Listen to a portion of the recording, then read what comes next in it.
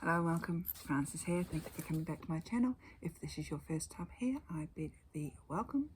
There is a subscribe button and a bell below if you want to be notified as to when I upload more content, or you just want to subscribe to my channel in general.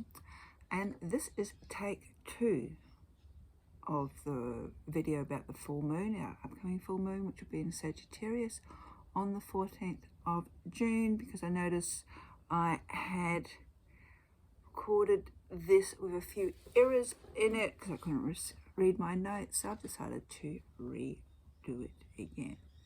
So the moon's going to be 23 degrees of Sagittarius, and it will be full exactly at 9:21 p.m. Adelaide time. So, sorry, the cat is out here and investigating. Find distractions. So yeah, websites like timeanddate.com can give you the exact timing of the moon in your location. So it's going to be square Neptune in Pisces, and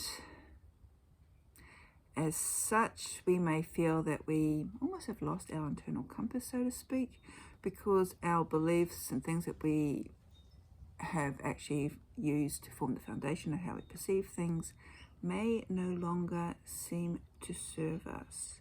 And I'll go into a little bit more detail about that in a moment. So it is also a supermoon, which means that as the moon orbits around our planet, it actually does so on its ecliptic, which is sort of like egg shape or oval. So during this orbit, it's going to be really close to the Earth. So this is what's going to appear like it's going to be a supermoon. It's going to appear brighter, larger, and as such it's going to have more of a pull on the tides, the ocean tides, tectonic plates, and depending on how sensitive we are, it's also going to have more of a pull on our own psyche as well. Being a full moon, it sort of shines like a spotlight on what has and what has not happened over this last lunar cycle. It's also about completion, finalization, and disclosure. And what's interesting is that when it comes to the full moon, it's actually directly opposite the sun. So we've got the full moon in Sagittarius, we've got the sun in Gemini, and that axis between, which is the Gemini Sagittarius axis, is all about our thoughts, our communications, things that have been said, that haven't been said, our connection with other people around us. But with the Sagittarius energy in this axis as well, it's sort of going to give us an opportunity. We might actually find ourselves looking at things almost a little bit distant, almost sort of like above, looking down from a higher perspective, so to speak. Or we also may find ourselves looking at the same situation with a different point of view. New ideas, new philosophies may be also coming in. Cat's just being very inquisitive. So there could be a little bit of shakiness if we are not open to changing our belief systems or accepting that maybe things that we have once perceived to be true may not necessarily be true or in line with us these days. So the ruler of Sagittarius is Jupiter, and Jupiter is actually in Aries at the moment, the first sign of the zodiac. It moved there on the 10th of May and will remain there until the 28th of October, and it does this every 12 years, so it has a 12-year orbit. We also have Mars in Aries, so Mars is the ruling planet of Aries. It's in its home sign, and we actually have 2 other signs or planets in their home signs. We've got Venus is in Taurus, and then Mercury, which has just gone correct again, is Gemini from the top of my head. Yes, so Mercury was also having this influence on the sun as well. So Jupiter expands everything that it touches, and this martial energy that we have bit of the warrior, because both Aries and Mars are named after various gods of war. So it's not necessarily a bad thing. It could be disruptive, but it also will give us courage, strength. There's a pioneering spirit about this martial energy because of it. As I said, Aries is the first astrological sign. It's a bit of resilience, especially in the face of change. This change, or maybe out of our perceptions coming through. But martial energy is also known for its outbursts, very quick, and also acting and almost speaking as well, without much thought behind the processes. So Aries in particular, with the martial energy, has a tendency to sort of rush in where angels fear to tread and ask questions later, so to speak. What's interesting about Mars is that it's what astrologers call or refer to as being out of bounds. You may or may not have heard this term. It's a little bit similar to if the moon goes void of course, meaning that it moon's actually moving between two signs. When a planet goes out of bounds, if you watch my other astrological videos, I'm not an astrologer, I'm just sort of pick up points from other astrologers that I find of interest. And one of the other astrologers, and I'll link him below, which is Pam Gregory, she mentioned that when a planet is out of bounds, planets normally orbit on around about a 23 degrees north or south of the ecliptic.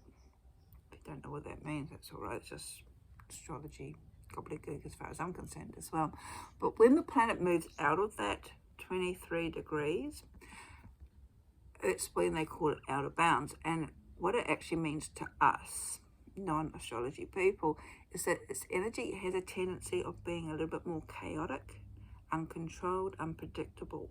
So what this means, again, on a different level, is that we have this martial energy, which could be war, it could be courage, it could be outbursts, anger, pining, spirits, etc., being very chaotic, uncontrollable. So it's just something to sort of watch, especially with Jupiter added to the mix, which expands all this. And there's always two sides of the coin. This martial energy that's been expanded by Jupiter, that is out of bounds, a little bit chaotic, is not necessarily a bad thing, especially if you need courage or need to take a risk. You need to sort of have a fresh forward action in your life or vision, that forward movement. This is perfect time to tap into that energy to really kickstart something. But there's always sort of cautions as well. We've got to make sure that we're balancing up the energies. Chiron, the wounded healer, is also in Aries. So we've got the three planets in Aries, we've got the Jupiter, we've got Mars, and we've also got the wounded healer, Chiron. Now Chiron is 15 degrees, so right in the middle of Aries. So this means that Chiron's asking us to look at what we're choosing to do, especially if it's a new adventure, and to be clear of exactly what we are doing, why we are choosing to do it, etc. And it's also asking us to just be mindful of our body, of this impact upon us as well. So that is all about Aries sort of inflecting on this moon. But there are a few other planets that I would like to mention. We've got Saturn squaring the moon at 25 degrees Aquarius. I did say in the previous video that it was Pisces. It wasn't. I couldn't read my writing. It's Aquarius. So Saturn is the great teacher, the restrictor, so slows everything down. But Saturn is actually in retrograde at the moment. So this means it will actually be giving support to the Sun, which is in Gemini, revealing that information or insights, or giving energy to things that we might be able to make a decision or a choice about that maybe we have not been able or feeling comfortable of doing up to now. We might find it easier or more possible to actually say something or express something that we had not been able to say earlier. So again, there's this emphasis on communication that you may find of benefit, but also if you're needing the clarity of thought, there's a recommendation of writing your thoughts down first, was preparing a script to make sure that you gain the clarity that you need to actually express them in the most appropriate way. We have Neptune in Pisces at 25 degrees, and that's also squaring the sun and the moon, bringing up questions or surfacing self-doubt about things that maybe not have been sitting very well with us, or causing a degree of self-doubt in relation to our ability to achieve things. And this could actually be because of this expansion of our thoughts and the dropping of the veils and things that we're realizing are no longer serving us or of benefit with us, our alignment with how we're seeing things these days. Because we're still feeling the effect, especially the cat, of the lunar eclipse as well back in May, because it was a really big one. So if you feel that things are no longer making sense, or you may have received some information that you haven't, or feeling pulled in a direction and you don't know why, just sit with it for a moment, because it may be because our conscious minds have not caught up with things. Neptune also focuses on freedom, truth, and justice, and some astrologers sort of hone in on that because it's about veils dropping and things that are not what they first appear.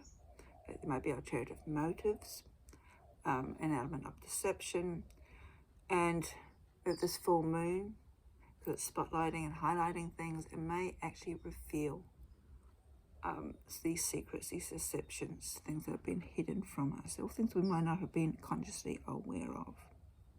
And the last planet that I thought I would mention is Uranus. That's 16 or 17 degrees of Taurus.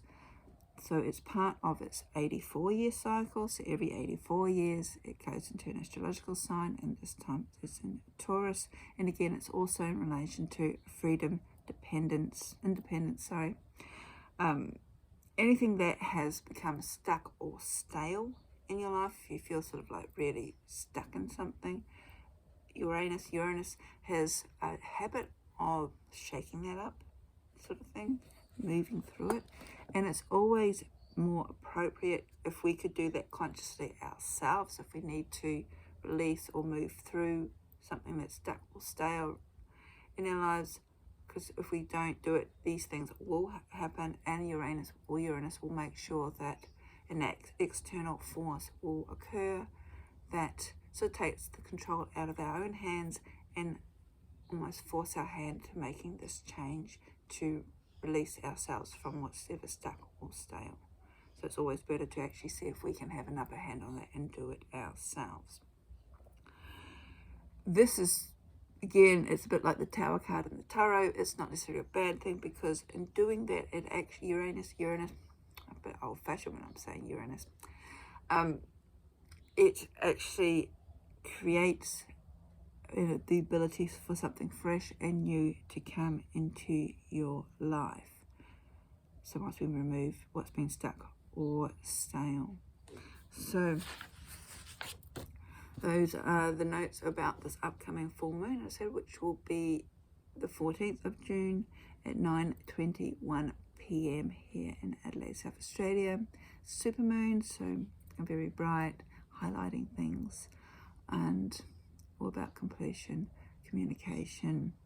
So there's a favourable element to it, especially if you are still working through the energies of the solar eclipse, the lunar eclipse, of releasing and looking forward. So it's all this sort of forward motion now, encouraging us to look forward in our lives. So I hope that's been of interest to you.